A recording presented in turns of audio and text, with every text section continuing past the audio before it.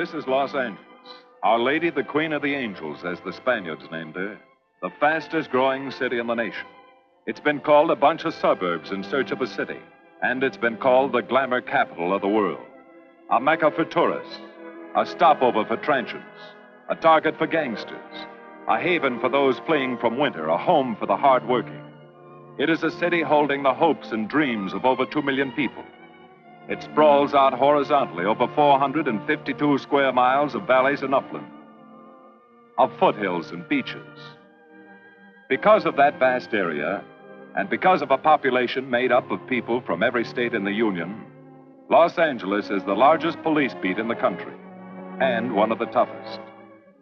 We're going to take you into the city hall where police headquarters are located. Here in communications are the ears and voice of the police. The lights on the complaint board flash 24 hours a day. Citizens reporting a prowler, a lost child, a man molesting a woman, an auto accident, a wild party. Spend an hour or two here and you will think the whole city has gone berserk. Minute by minute, the orders go out to the radio cars in the far-flung divisions. Watts and Wilshire in West Los Angeles. Hollywood and Hollenbeck Heights in North Hollywood. The work of the police, like that of woman, is never done. This is the case history of a killer, taken from the files of the Detective Division. The facts are told here as they happen. The story properly starts here in Hollywood Division headquarters at 1 o'clock of a June morning last year. Officer Robert Rollins had finished his tour of duty and signed out. It had been a tough day. He'd be glad to get home. His wife would be waiting up for him as she always did.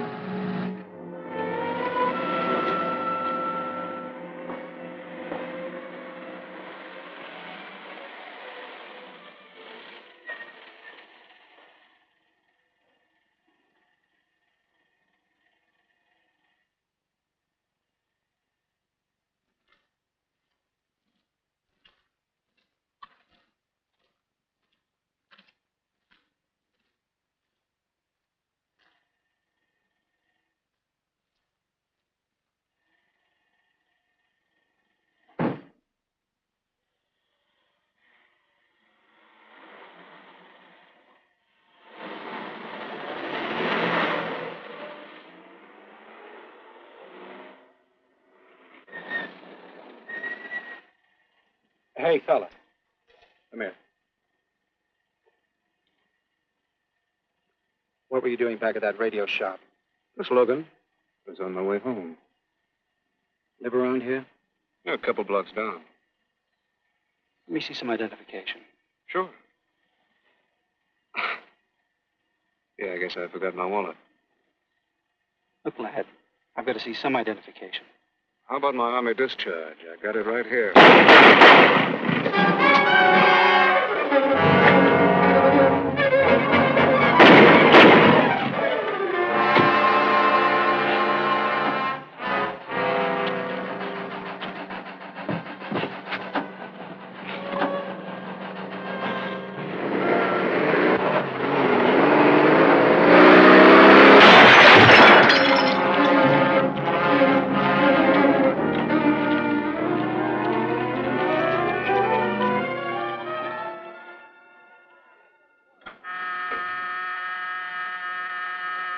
Police Department, Operator 27. I want to report the shooting of a policeman. Hold on, please. Give me that again, please. I'm calling to report the shooting of a policeman. What's the address? 5057 State Street, just west of Santa Monica. Just a minute. Receiving hospital. Operator 2. Operator 27, 5057 State Street, 5057 State Street. An officer has been shot. Send an ambulance. All units in the vicinity of State Street and Santa Monica Boulevard. Proceed at once to 5057 State Street, 5057 State Street. An officer shot. Code 3.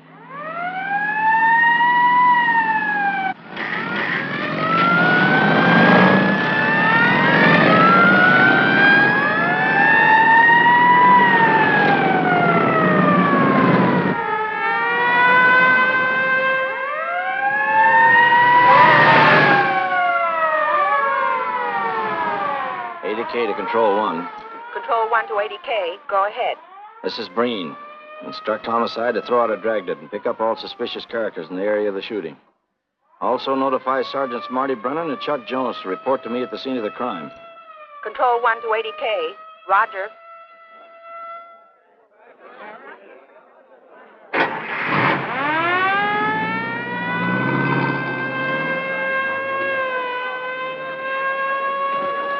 I see. Well, what have you got so far? Well, not much, Captain Breen. A couple of cartridge casings.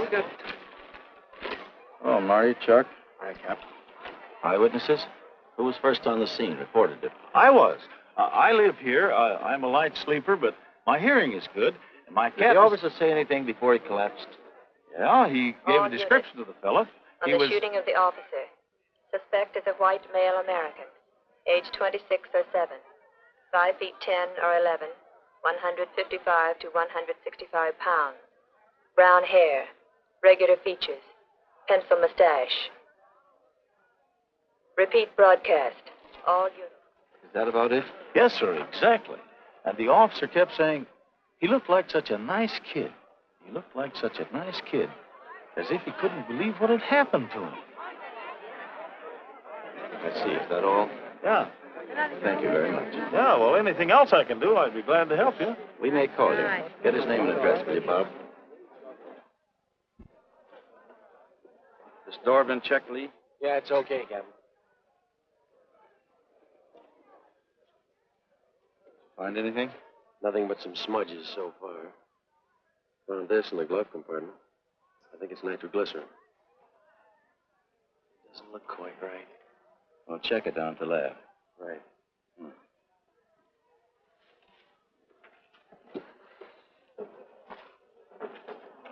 Open this up, Joe. No key, Captain. Well, try it open. Give me that bar, Frank.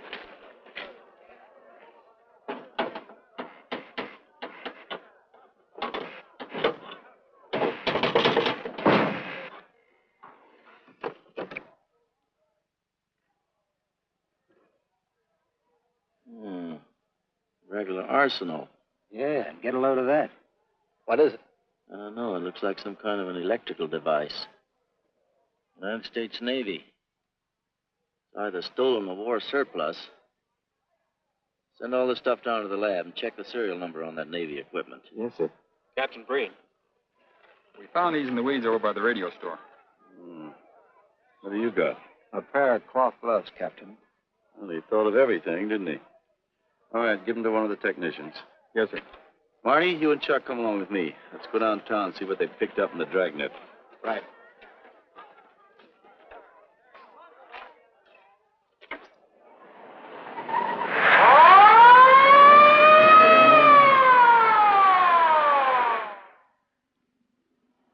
You know him, Marty? Yeah. I know his wife, too. Ever since high school. Captain, I wish you'd let Chuck and me handle this case. All right. I don't want any dead heroes.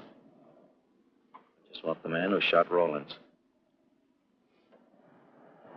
The suspects began to arrive at headquarters in droves.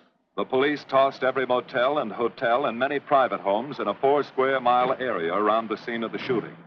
Every available radio car and patrolman and detective was out on the dragnet. The strings were being drawn tighter and tighter. Many a man returning from a date or a late party or a poker game surprisingly found himself in a squad car, its siren screaming as it brought him to the detective bureau. The dragnet gathered in some strange fish, and many ordinary ones. All the rest of that night, the detectives probed, needled, questioned, quizzed. Everything was checked. Fingerprints, names, addresses, stories. Every fish in the net was examined. Most of them thrown back into the sea, not worth keeping. Except a few parole violators and slightly shady characters whose stories needed a lot of verifying.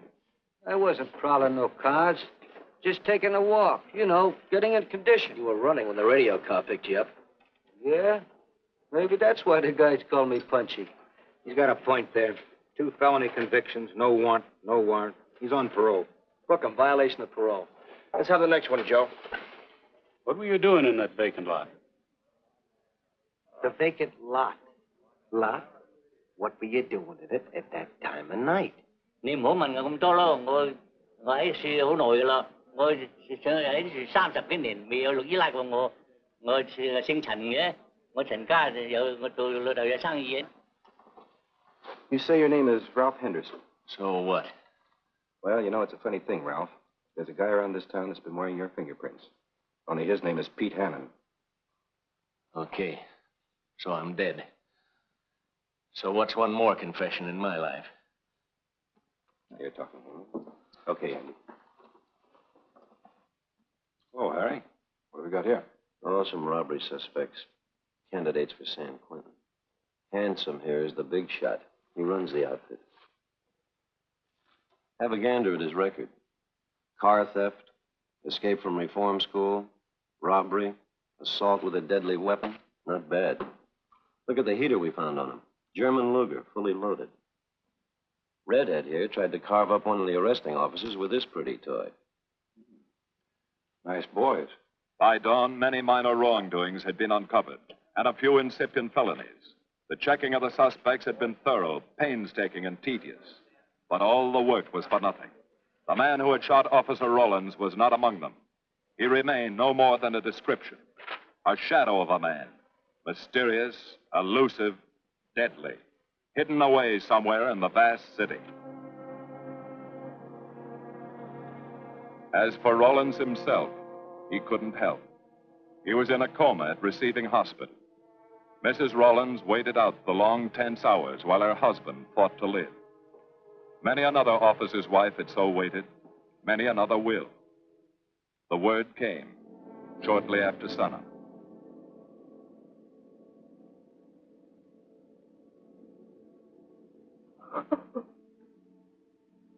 Oh.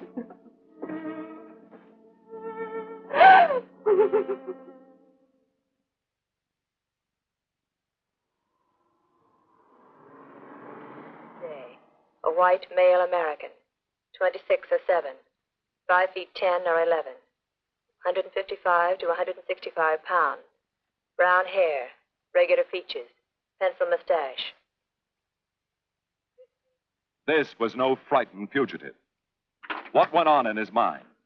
Why had he set his hand against his fellow men, taken the life of another, of a stranger, of a man who was merely doing his duty?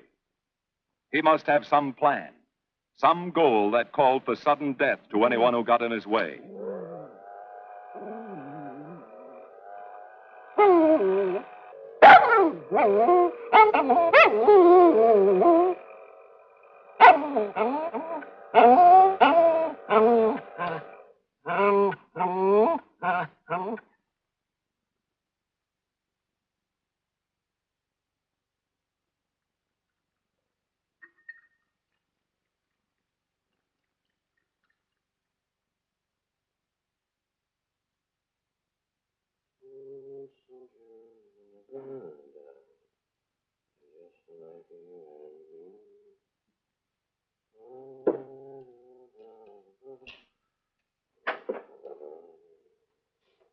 Morning, boys. Morning, Lee. Hi, Professor. Well, I thought this was safe cracker soup. You gonna drink it, I hope? I'm really a nice guy. Stick around. I'll prove it. Come over here.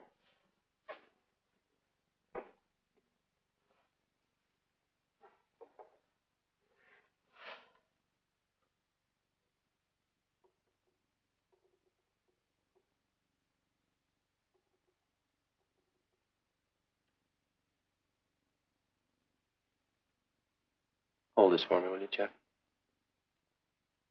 Thank you. Now, if you'll hand me that hammer, Marty. Thank you.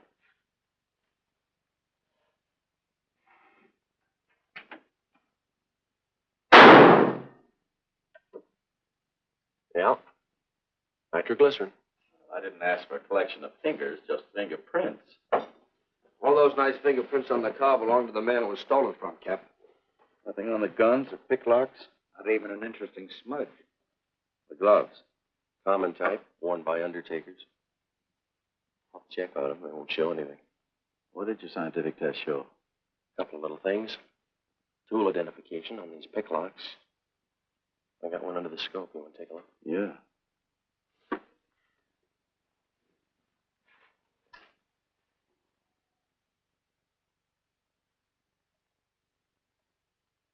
Take a look.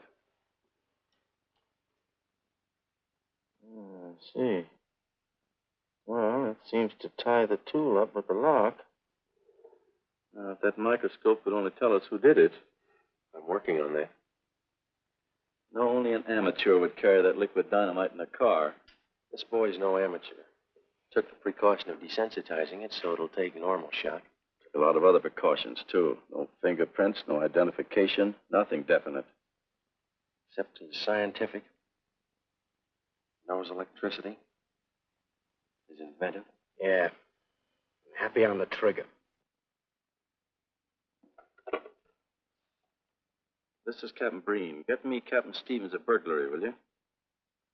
I hate to disappoint you, Lee, but I think you've come up with something.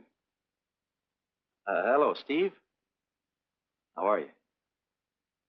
Did your daughter's marriage come off all right? Good.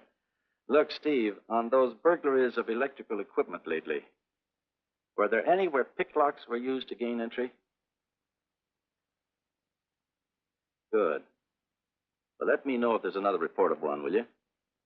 I've got an idea the Rawlins killer may be tied in with those. Fine. And give my regards to the newlyweds, too. So long, Steve. Well, what are you waiting for? You've got a job, haven't you? Get going. Yeah, let's go, Junior. Hold this for me, will you, Lee? Thanks. And so, with no fingerprints and only a vague description to go by, Sergeant Brennan turned to the modus operandi file. A criminal, like any human being, has his own habit patterns, unconscious traits that can lead to his downfall.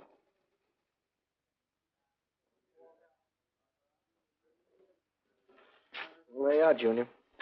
List of burglars who use picklocks for entry. Oh, great. This narrows it down to just a couple of hundred suspects in this area. Give me a match, will you? That may not be so bad. This guy's improved on the system. Maybe he's left his trademark on some other job.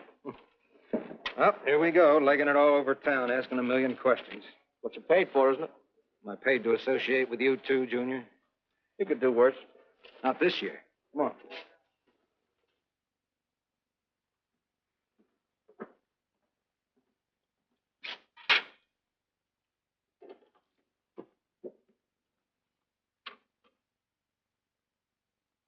Car 12, car 12, in the 10,000 block on Mississippi. A 394-15 disturbance.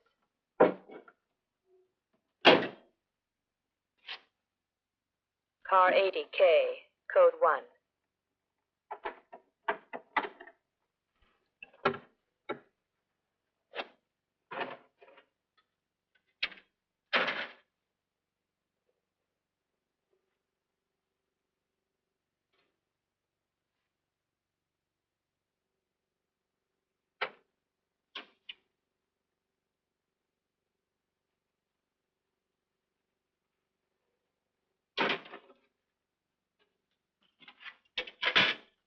All units, on the broadcast of the suspect arrested in the shooting of Patrolman Rawlins. Cancel the cancellation. Suspect released from custody.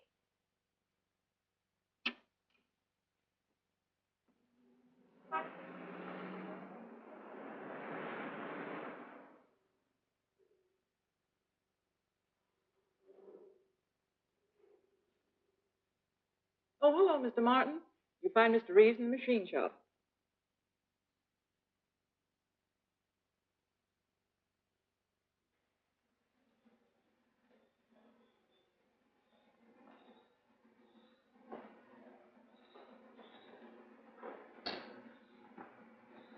Oh, Roy. Glad to see you. How are you, Mr. Reeves? Hi. I was hoping you'd drop in. I wanted to thank you for showing us how to handle that repair job. Helped a lot.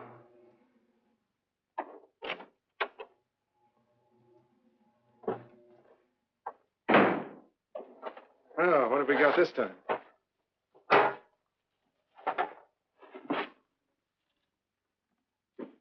Silograph.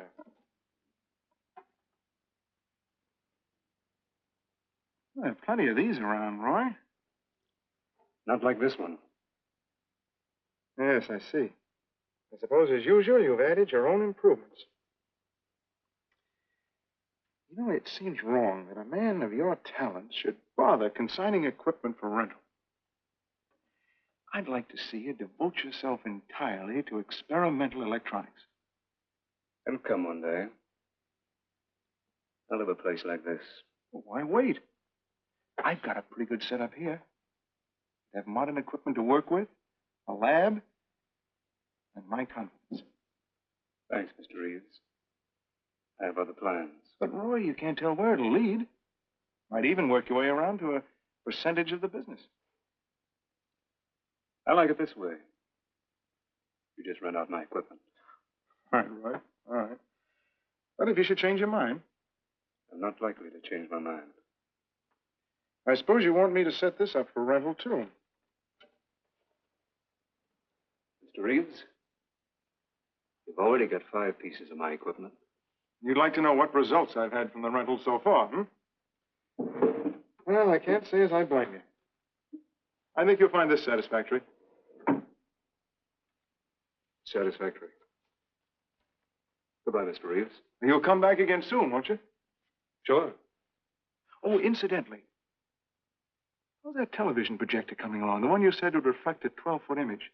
Still working on it. I just wanted you to know I've already set up a rental on it.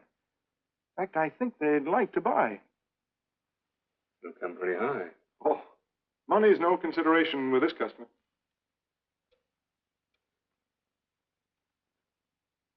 Tell him we can pick it up tomorrow. I thought you said it wasn't finished yet. It'll be finished.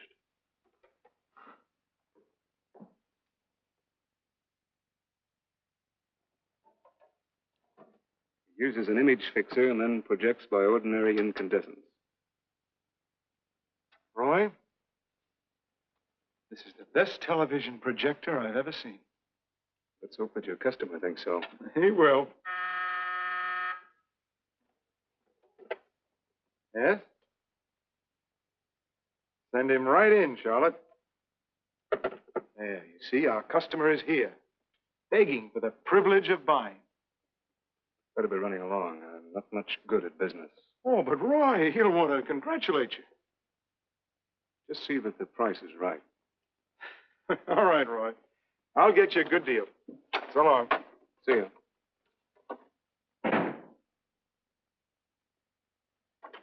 Well, Mr. Dunning, come in. Isn't it a beauty?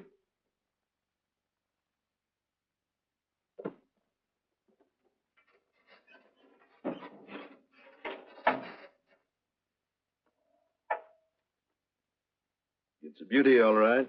You like it? I certainly do like it. You see, it's mine. What do you mean? Let me have the police. I built it.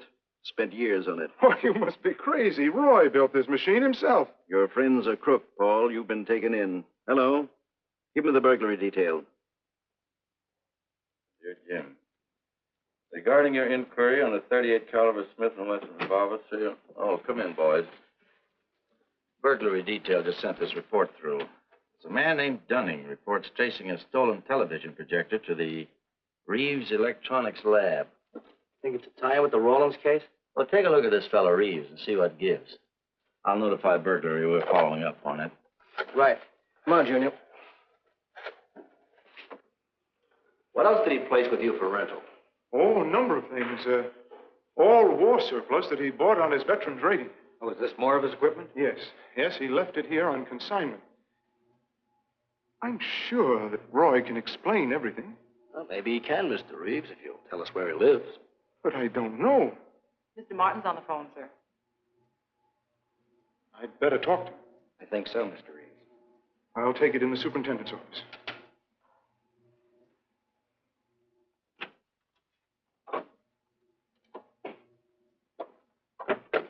Tell him that you sold the set. And his money's waiting for him here. Find out what time he's coming by.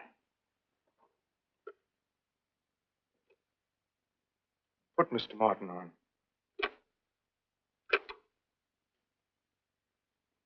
Hello, Roy? Yes, I've sold it. Your money is waiting here for you. Yes, I'll be working late tonight. What time will you be by? First thing in the morning. Well, maybe you better come in tonight, Roy. A couple of things I want cleared up. Like what? Oh, technical things. Besides, I don't like to leave the money in the plant overnight. How about 8:30? Fine. I'll see you then. I'll leave the front door unlocked.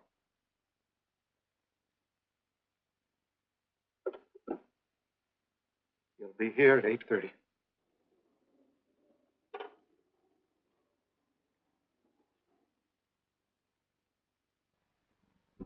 Well, I'll just run along home and get some dinner. We'd like you to stay too, Mr. Reeves. Why? For company. You want to cooperate, don't you, Mr. Reeves? Certainly. Good. Now, you just wait in your office. We'll be around. Very well. This way, gentlemen.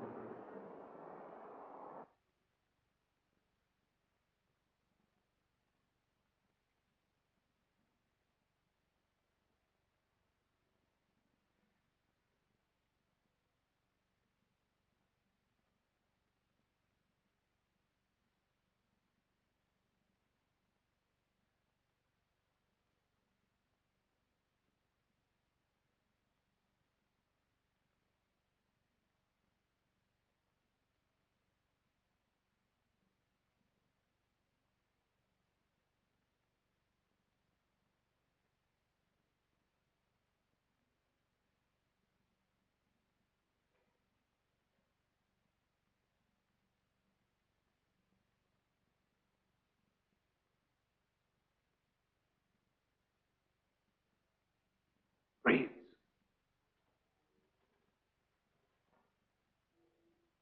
That you, Roy?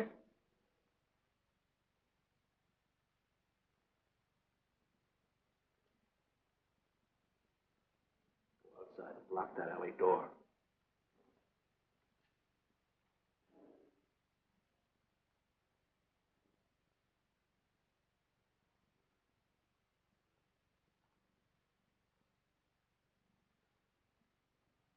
Where are you, Roy?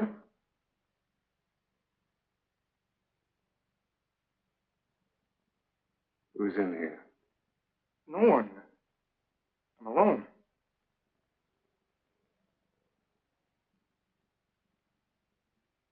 Come on in. I've got your money for you. Bring it out here. All right. Just a minute.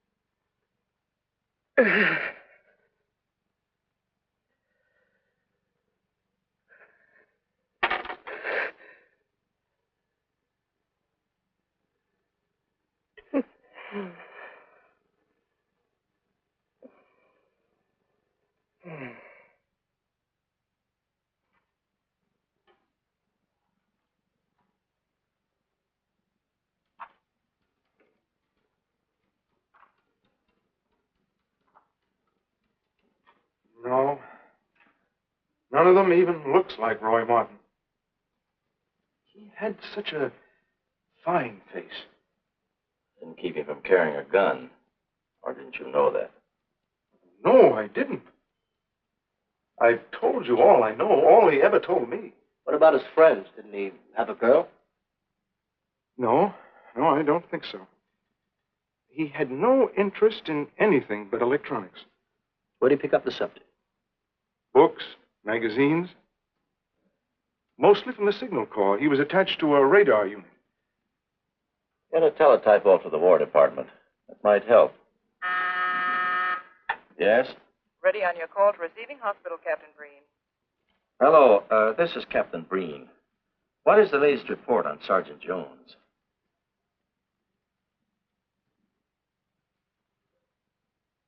I see. Well, let me know if there's any change, will you? Thanks. Chuck's in pretty bad shape, Marty. He's paralyzed. May never walk again.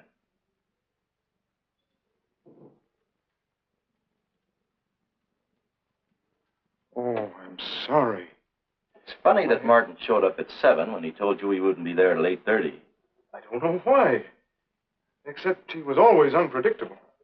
I'll tell you why. Because you warned him. That's why he came early. That's why he came in the back way. But you heard me tell him the front door would be open. And the key didn't let him in the back way? He must have had one made. Why don't you tell us the truth? Marty.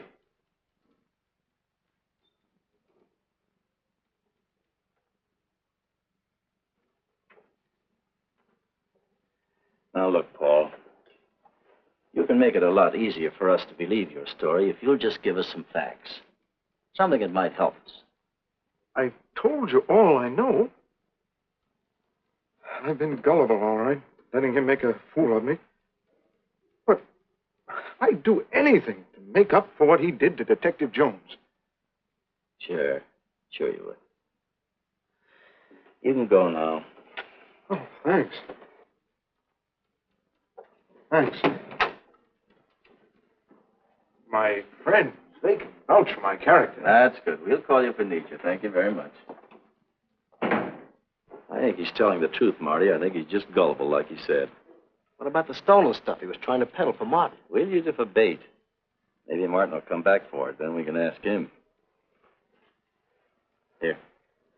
Nevertheless, I want a 24-hour tail put on Reeves, and I want a watch on his home and his factory. Right. You can keep those. Okay, Captain.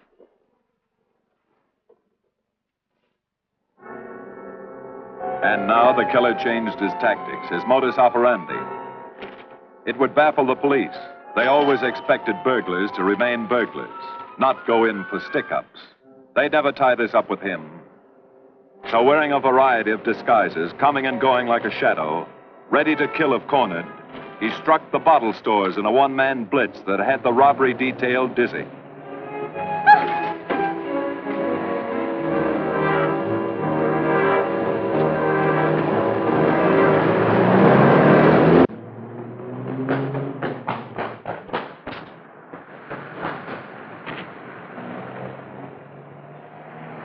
The killer, always resourceful, always thinking along lines that would baffle his hunters, had discovered an ideal avenue of escape.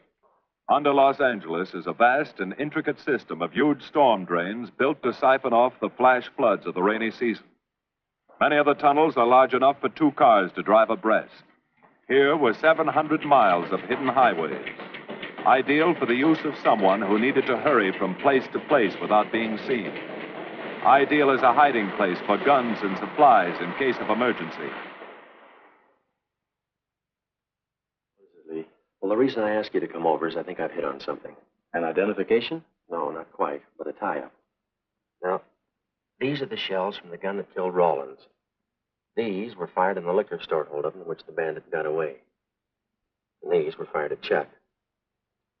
Now, as you know, every ejector, even in guns of the same model and caliber, is different. Each one leaves its own markings on the cartridge casing. Now, look at these fine striations. This deep gouge. The same on all three.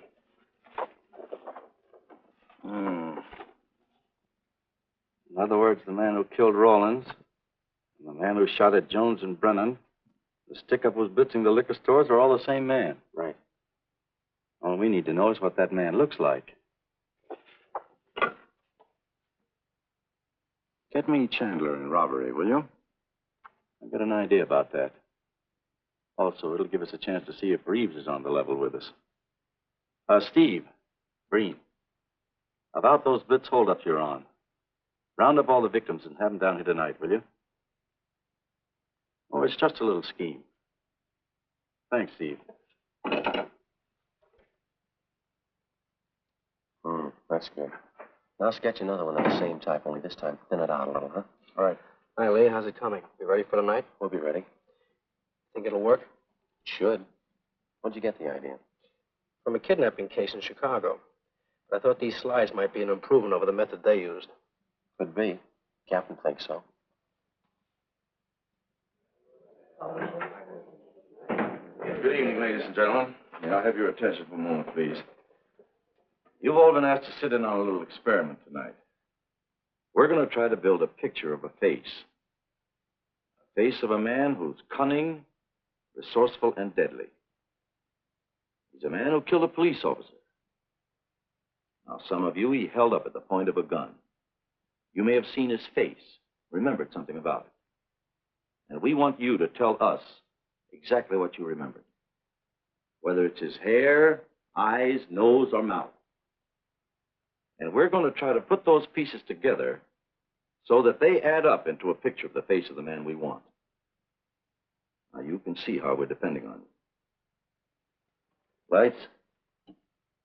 Now, first, we're going to concentrate on the type of hair our man had. And if the picture looks anything like his hair, I want you to speak right up. All right, the first slide, Lee.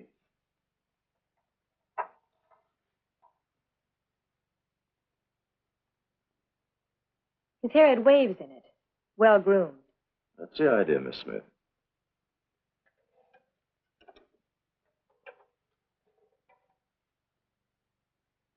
Is that any closer? No, it was parted on the side.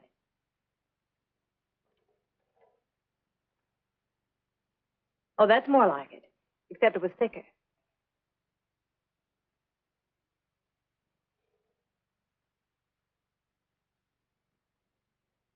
Oh, that's very close. Yes, that's the way his forehead looked. It was broad and high. All right, hold that slide. On the next series of slides, we'll take into account his eyes.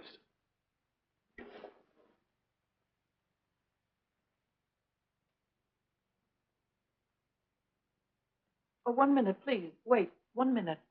His eyes were a little like that. Maybe a little smaller, like beads. Go on, Lee.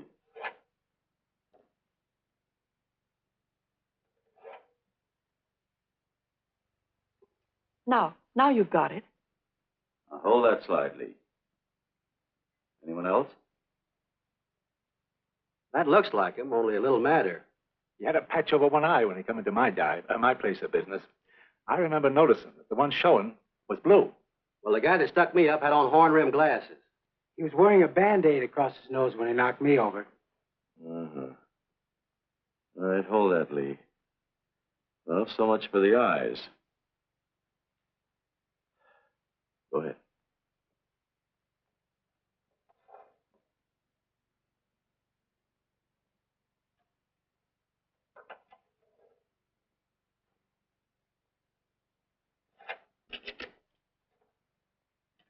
Señor Capitán.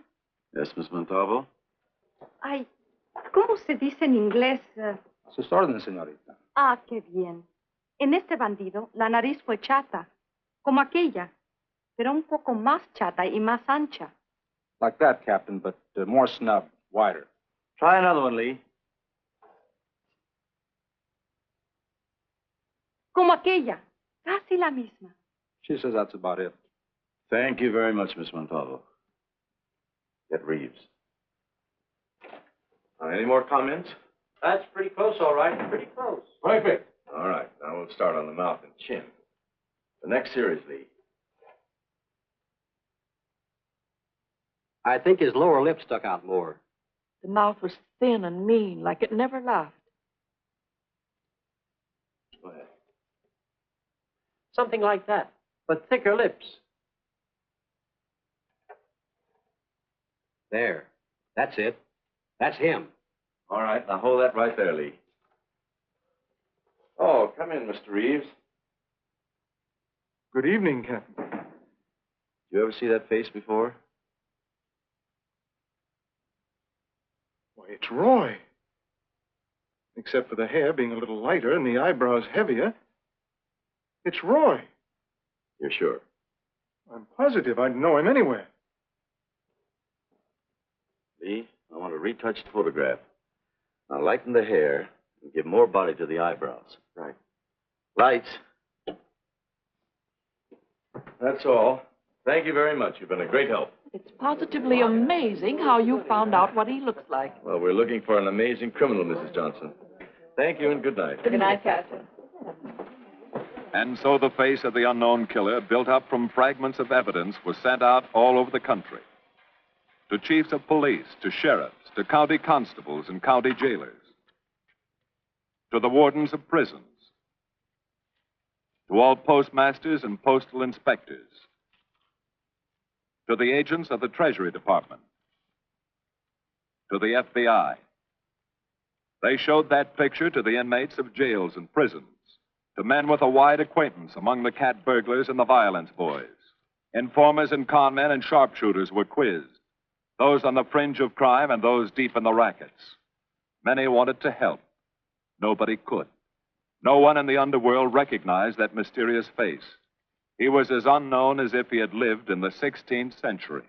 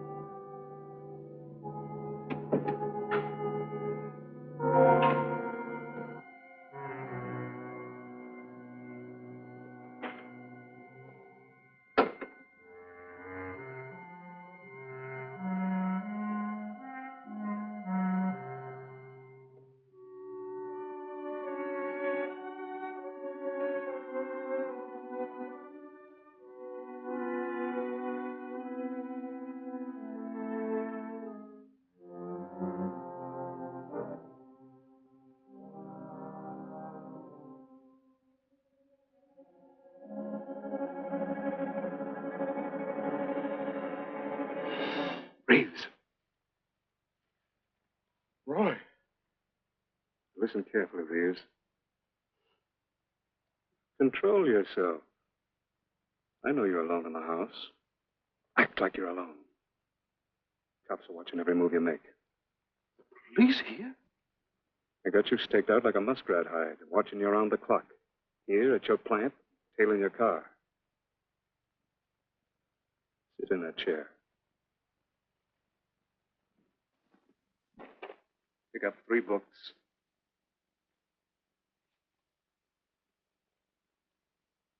Don't look up and don't answer me. All right.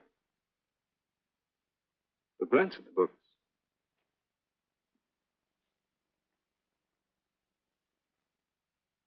Pick one of them.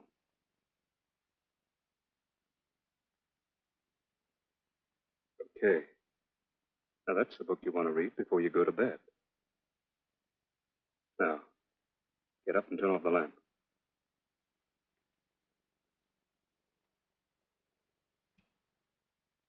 Come here. Come here.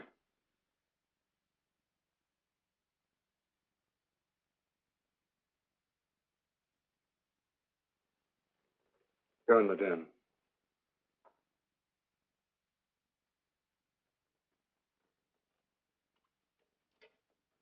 Pull those drapes tight.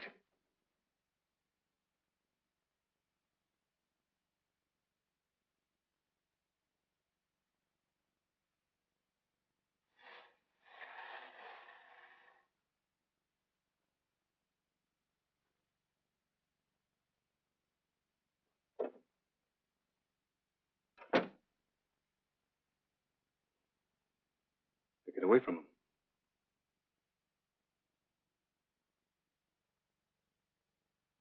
What do the cops know about me? Not very much, Roy. No fingerprints. They haven't even got a picture of you. They're trying to make one.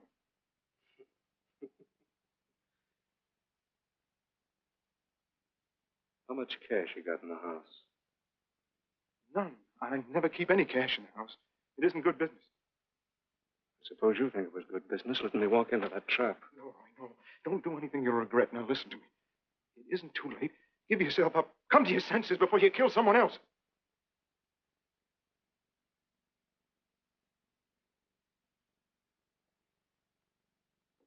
What do you mean, someone else?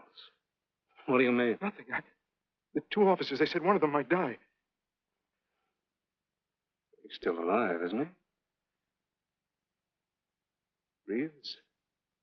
I never thought you'd stooge for the police. You almost got me killed. Roy, you know the police are right outside. You'd never get away with it.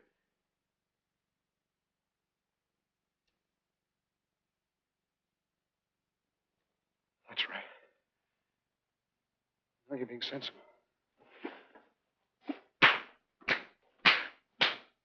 I know there's money here. Where is it? Don't, Roy. I'll get it.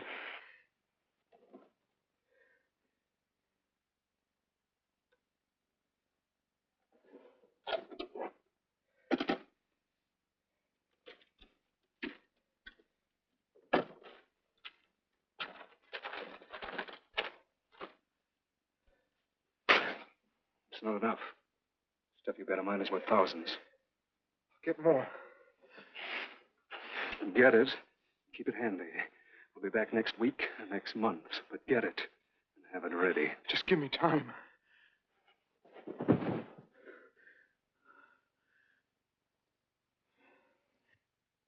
Oh! Look, I don't want policemen outside my house following me around. That's what made Roy suspicious. I'm leaving in the morning. I'm afraid I'll have to disappoint you, Paul. Unfortunately, you're our bait. I won't do it. I've done enough. Look, no one's done enough until we find this killer. I asked you to keep a sharp lookout on this house, Marty. I did. Two of the best undercover men of the department were assigned here. That didn't keep Martin from getting in. What's the matter? You tired?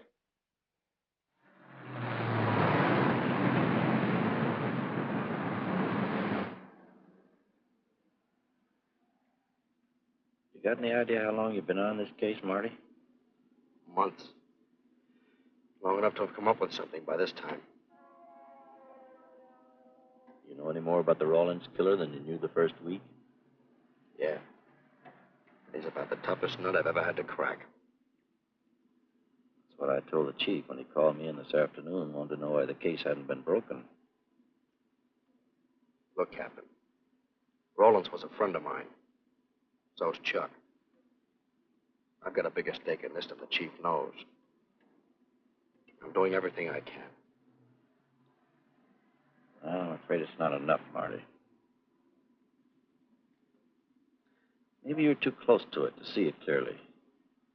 Maybe it needs a fresh team, a new viewpoint. I think you better take a couple of weeks off, Marty. Starting tomorrow. Anything you say, Captain.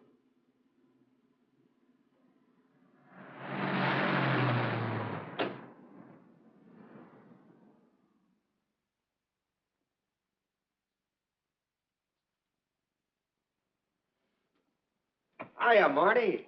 Hi, Chuck. Meet Miss Scanlon, my new bodyguard. He's the one I've been telling you about. Oh, you mean the one with the steel trap brain? How do you do? Hello. Say, this guy been behaving? After a fashion. See, she takes me out in my go-kart, puts me to bed, wakes me up, dresses me. You're perfectly capable of dressing yourself now, Mr. Jones. I'll be back in a few minutes. Well, how's it been going, Junior? Oh, pretty good, Chuck. Pretty good. Is that why you're off the case? How'd you know? Breen was in to see me this morning. Oh. Suppose he also told you they put a new team on the case. He told me everything. Let's see what his new boys dig up. Well, maybe they'll examine the facts of the case a little more carefully. What facts? That our man's sharp, that he's intelligent and works alone, that he has no record, never leaves a fingerprint and knows every move we make? Sure, plenty of facts, only they add up to nothing. Sure, forget it. You got yourself a 10-day vacation. Go on down to the beach, get a suntan. By the time you get back, the case will be broken. Isn't that what you want? You know better than that. All I know is what I hear. You sit there batting your gums about how the old man let you down. Maybe he's trying to wake you up. He's got a funny way of showing it. There you go, flying off the handle. Always taking things for granted. I wish I could get up and boot some sense into you. He knew what this case meant to me. He still does. That's why he's trying to get you mad enough to do something about it. You don't really figure that's his idea, do you? I know it is. Ah, it's a tough case, Chuck. Not an angle, nothing to go on. You'd know what I meant if you were out working with me. I have been working with you. That's all I've had to do lately, just sit around studying what little facts we have, trying to figure out who he might be. You know the kind of a guy we're up against, then. I tell you, Chuck, this guy's a genius the way he operates. As if he were right there with us every time we go out after a lead. Oh, sure. Breen's been tipping him off just to make you look bad. Yeah, almost like that. Well, he beats us to the punch every time. There's your angle. You just hit it on the head, but you don't see it. Look, start adding. 1, he's unknown to the underworld. 2, he beats you to the punch, right? And 3, it's almost as if he were with you. Isn't that what you said? Yeah? Well, tie that up with a lot of other little things, like the fact that he uses a police gun and the accuracy of the shooting. Anybody could buy a police gun, and the Army could have taught him how to shoot. Yeah, but who taught him how the police operate? Oh, I know what you're driving at, Chuck. But a cop. Those things happen. Yeah. Now, if I were still in the case, I'd start with our own department first, then Santa Monica, Culver City, Burbank, Pasadena. See you later, Junior. Hey! Don't let him out of your sight, beautiful. It's the first time in years he's used his head.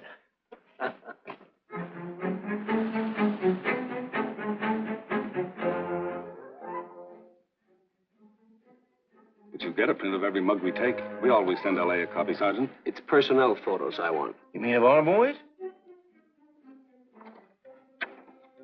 That's Roland's killer, isn't it? That's right. You've checked your own department. We did that first.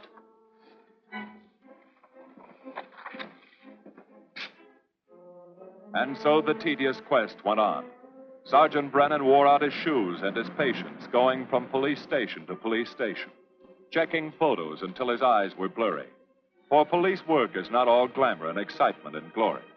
There are days and days of routine, of tedious probing, of tireless searching, fruitless days, days when nothing goes right, when it seems as if no one could ever think his way through the maze of baffling trails a criminal leaves.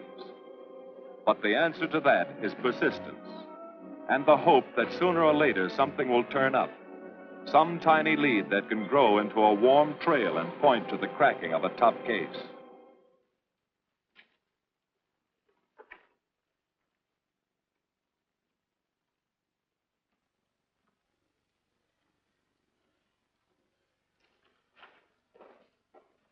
Well, that does it, boys. Can't say I'm sorry you didn't find him in here. I'd hate to think it was a cop. Doesn't seem to be anybody. Just a lot of pieces of a face that never existed. Would you mind if I see that again? Sure, frame it. Put it on your dresser. Wait a minute. He wasn't a cop. He was a radio technician right here in our dispatch office.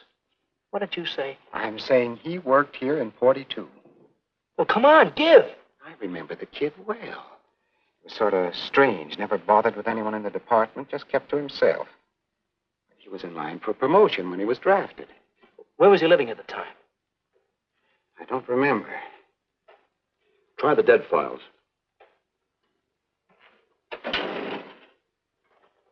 Never asked for his job back after the war. I remember writing to him about it, though. He was an excellent worker. Oh, yeah, here we are. Yeah, this is it. Took a while before he answered, but like he says in the letter, he wasn't interested.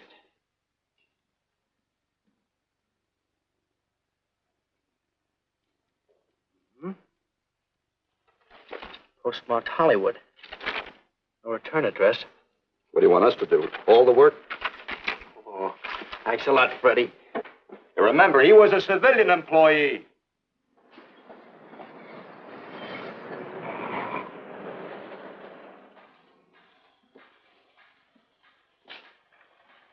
Well, how about it? Anybody recognize him? Not on my route. I never saw him before. Yeah, okay, fellas. Thanks very much. I thought for a minute. No. He had that face. I wonder. Yeah? Well, this may not mean anything, but he looks like a guy that's on my route. He never gets any mail, but I see him around here all the time. He lives in one of the courts. Where? Come on, I'll show you. It's not that easy. What time does your route take you past those courts? About 9 o'clock. Why? Just thinking.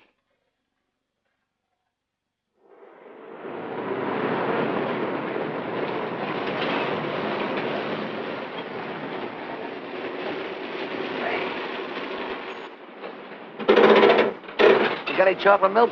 Sure have, buddy. Yeah. Thanks. What's your pocket? Straight on back. Second in the yell.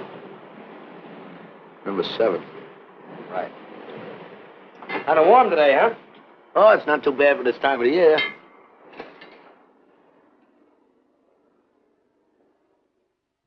Good morning. Morning. You're new in the route, aren't you? We had a substitute. What happened to the other fellow? Sick. Oh, what's the matter with him? I don't know.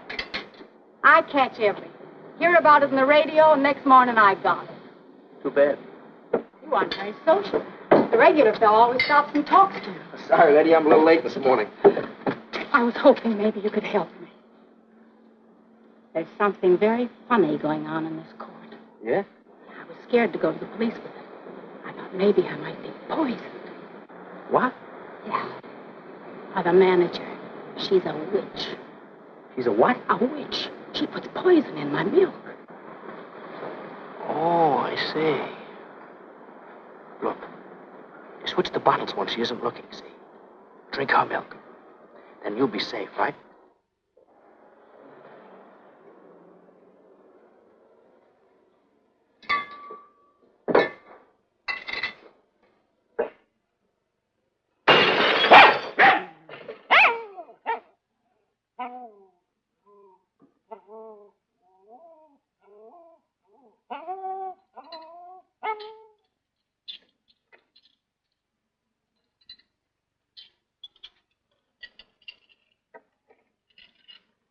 Why, I had a little accident.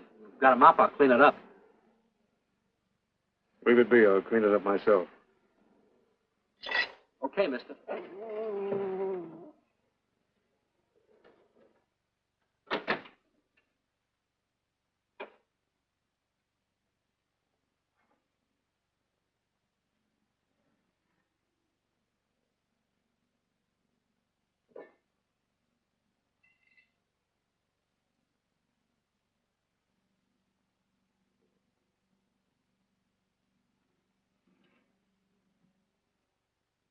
The place is called Bellevue Court. I drew this from memory, but it's pretty close. That's where he's hiding out, right there. You sure he's our man, Marty? Captain, I couldn't go wrong on that face. He's our man.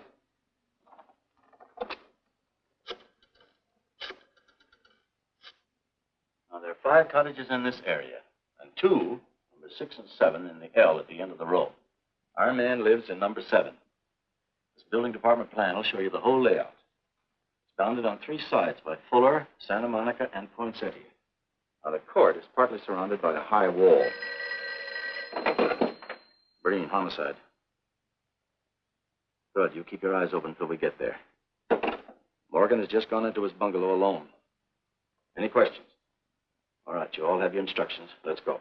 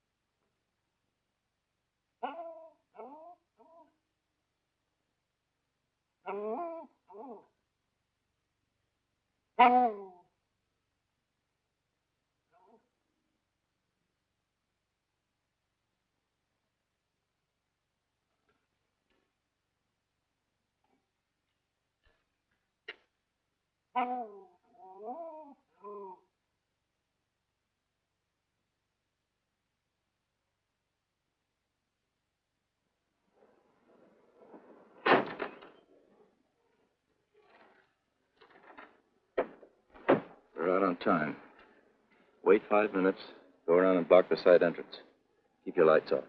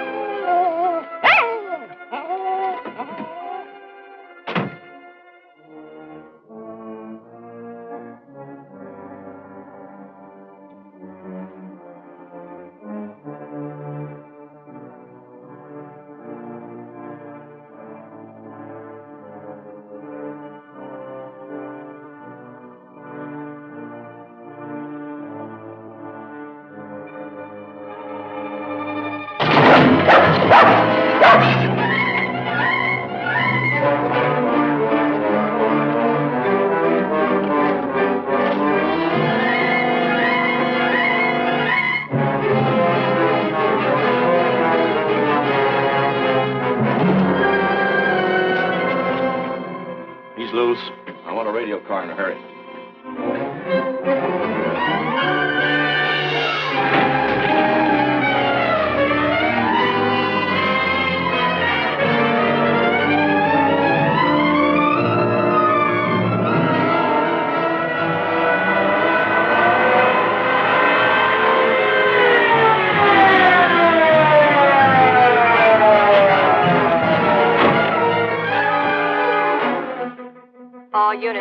All units in the vicinity of Santa Monica and Fuller. The murder suspect in the Rollins killing is at large.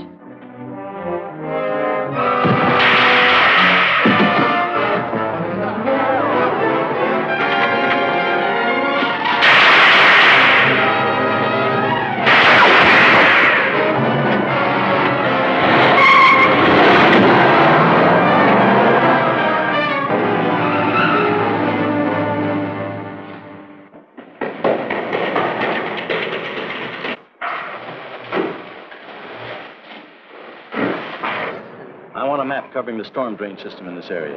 Get it? Meet me at Venice and Garfield. Jones, Miller, you stay here in case he comes up for air. I want a man at every other drain entrance along this line. He's got to come up somewhere. Come on, Marty. You're driving.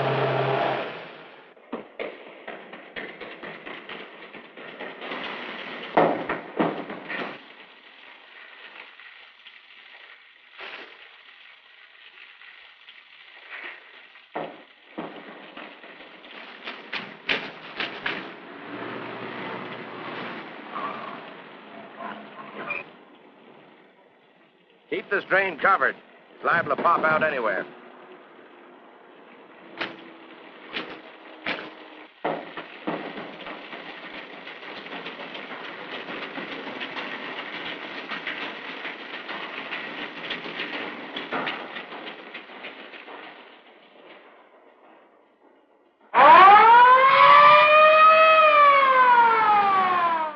Why Venice and Garfield, Captain? It's the main intersection of the system. We can head him off that way. ADK to Control 1. Clear frequency 7. This is an emergency. Control 1 to all cars on frequency 7. Stand by. Control 1 to ADK. Go ahead. Notify homicide. Send the following to Venice and Garfield. 4 squads, battle lanterns, gas mask, tear gas. Urgent. This is a code 3. Control 1 to ADK. Roger.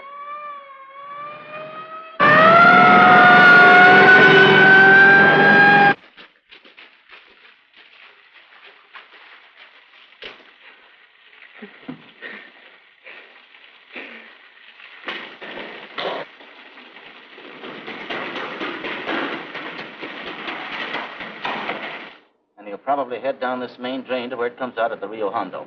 Now, you take your squad and cover that exit. Right. Keep all spare radio cars cruising back and forth along this main street. Watch the curb inlets. We'll go in here.